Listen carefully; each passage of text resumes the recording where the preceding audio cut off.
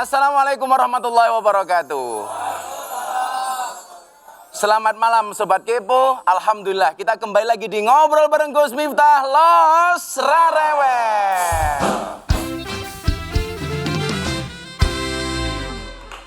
Malam hari ini kita akan membicarakan tentang perjalanan sukses seseorang. Apa ya? Sukses story. Kamu paham nggak?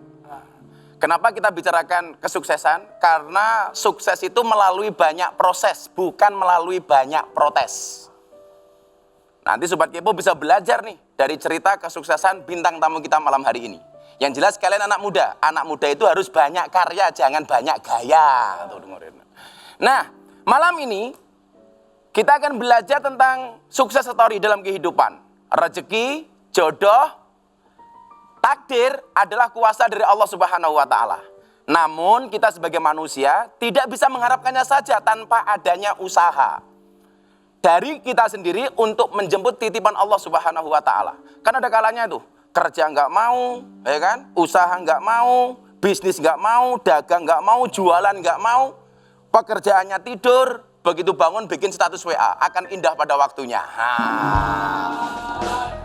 Itu harus segera bangun.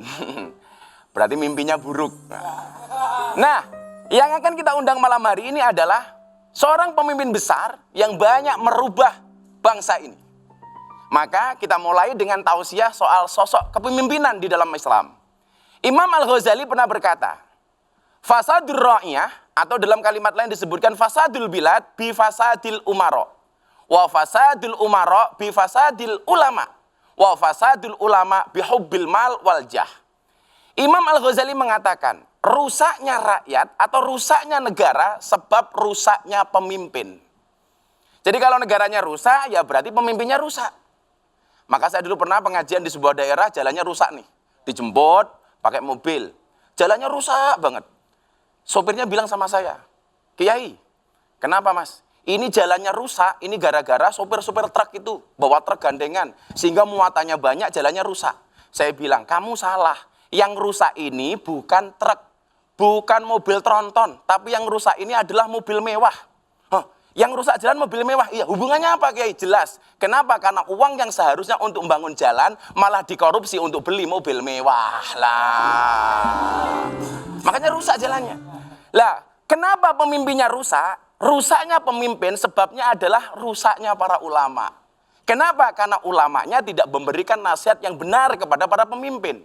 Dan rusaknya ulama biasanya disebabkan karena apa? Disebabkan karena cinta harta dan kedudukan. Makanya kalau saya ditawari, Gus pengen jadi bupati enggak? Enggak. Pengennya jadi apa? Penasehatnya bupati. Kan enak. Pengen jadi gubernur? Enggak. Pengennya apa? Jadi pembisiknya gubernur.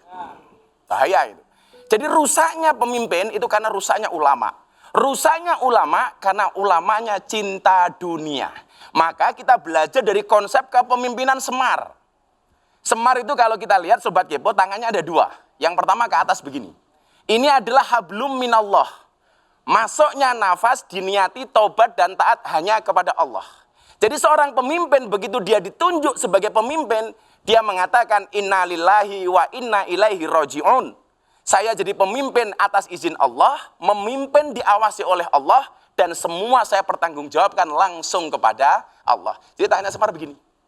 Yang kedua tangannya di mana? Di belakang.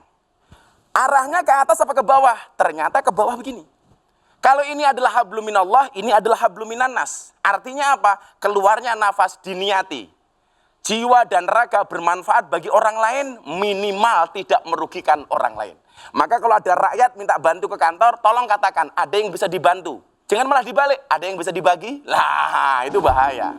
Nah, sosok pemimpin yang hablum minallah, hablum minannas, yang semata-mata menjaga kepemimpinannya atas nama Allah, dan semuanya dikembalikan kepada Allah, dan ada banyak manfaatnya, akan kita hadirkan malam hari ini. Wow. Sobat Kepo, bicara soal negara kita tercinta, bintang tamu kita malam hari ini adalah seorang yang sangat berpengaruh untuk negara ini. Perjalanan politiknya perlu diacungi jempol, bahkan jempol 4. Kita sambut Dr. Andes Haji Muhammad Yusuf Kalla. Assalamualaikum Bapak.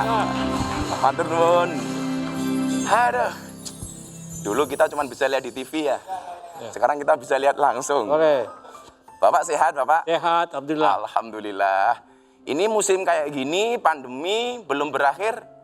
Tips Pak JK untuk menjaga kesehatan seperti apa, Bapak? Ya hidup seperti menjaga aturan, kesehatan, juga tentu ikhlas-ikhlas saja dan tidak mengurangi kegiatan-kegiatan yang terlalu banyak orang. Tapi tetap beraktivitas, tetap kemana-mana, tetap dengan menjaga. Tetap menjaga prokes, ya. Oh, Pak JK sekarang sibuk apa, Bapak? Hah? Sekarang sibuk apa? Sibuk urus PMI, Masih di BMI, Pak, ya? DMI, dan DMI. kehidupan tentu kehidupan kita sendiri, keluarga, nasihat-nasihat kepada adik-adik saya, anak saya, itu aja. Ini kan baik PMI maupun DMI semuanya lembaga sosial, Pak. Yang lebih asik yang PMI apa DMI, Pak? Apanya? Yang lebih menarik PMI apa DMI? Dua-duanya. Dua-duanya menarik. Ya, sama hablullah hablun nas. Oke. Sudah lama Pak JK ini tidak terdengar kabar politiknya. Pertanyaan saya, sedang istirahat, apalagi mempersiapkan strategi, Pak? Mungkin nanti akan keluar lagi tahu-tahu dengan strategi baru. Kan Pak JK itu orangnya tidak terduga. Tahu-tahu muncul itu.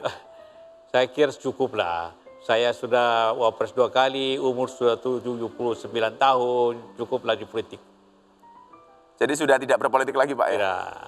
Sudah 79 tahun masih sesehat ini. Nyuwun sewu, Pak. Dari keluarga dulu Bapak dilahirkan di anak nomor berapa? Nomor 2. Nomor 2. Dan dari keluarga barangkali yang paling sukses Pak Yusuf Kalla. Kalau laki-laki yang tertua saya. Laki-laki paling tua, Pak, ya?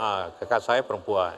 Kalau adat Bugis, apa ada yang diistimewakan dari anak laki-laki, Pak?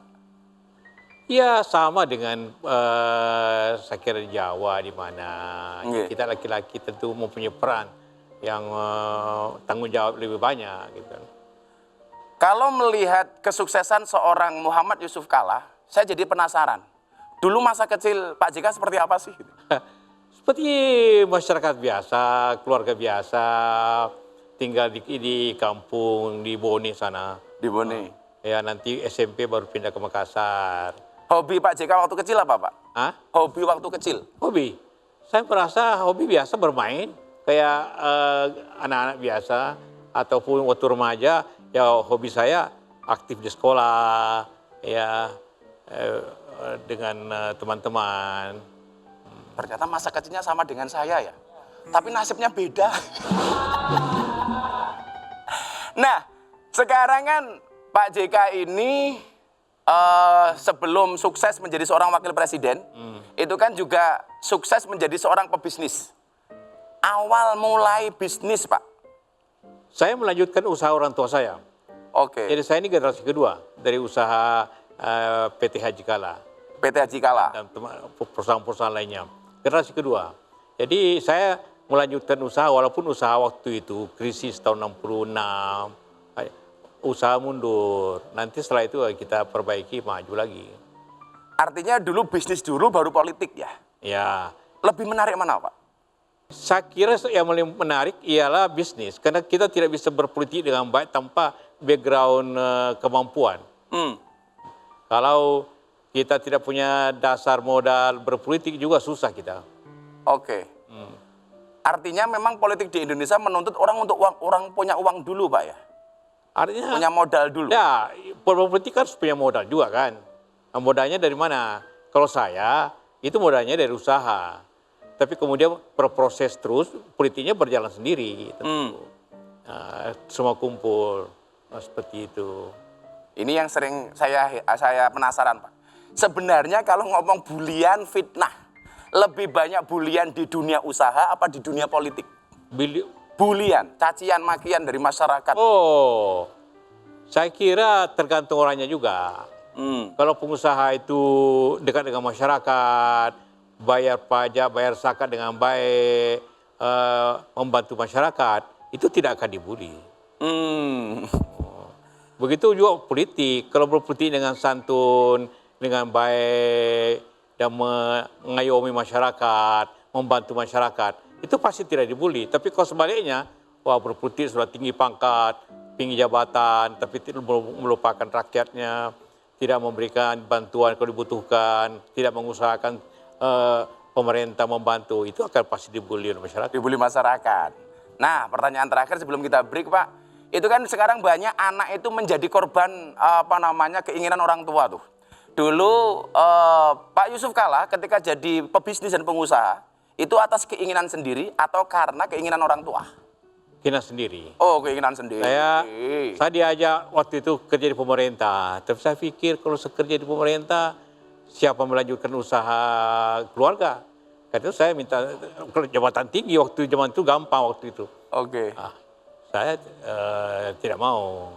Saya lebih suka melanjutkan usaha keluarga. Tuh, sama kan sama kalian? Gara-gara musim pandemi kalian sudah pinter jualan. Hari Senin jual kalung, hari Kamis jual apa gitu kan. Nah pemirsa, kalau Anda tidak bisa menjadi orang yang pintar dan cerdas, maka jadilah orang yang rajin dan pekerja keras. Sebab orang yang pintar sering dikalahkan oleh mereka yang rajin. Dan orang yang cerdas sering dikalahkan oleh mereka yang pekerja keras. Maka kalau kamu tidak cerdas, minimal harus menjadi orang yang pekerja keras. Tentunya masih ada banyak lagi cerita menarik dari bintang tamu kita pada malam hari ini. Jangan kemana-mana, tetap di Ngobrol bareng Gus Miftah.